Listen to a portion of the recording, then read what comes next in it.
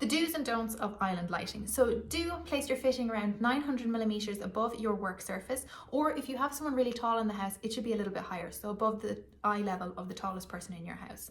Don't go for a glass fitting. You'll only end up cleaning it all the time, because if you have a hob or a sink on your kitchen island, it's going to have a lot of splashes, it's going to have a lot of grease on it.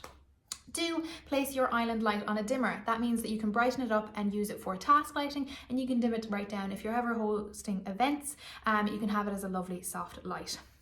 Don't go for a fabric light. Again, all the steam and the grease that's in your kitchen, you're only going to be left cleaning it all the time, and fabric is pretty hard to clean when it's on a shade.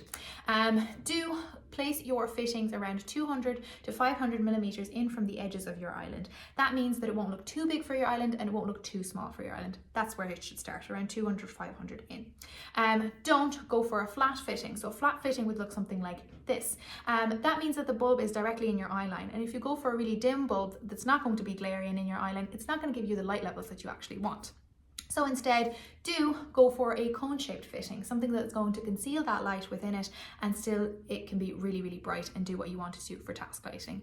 Another do is if you have a large open plan kitchen, living, dining space and you actually want to be able to see past your island, or maybe you have a big window past your island as well and you want to be able to see past it, go for a linear or a can fitting.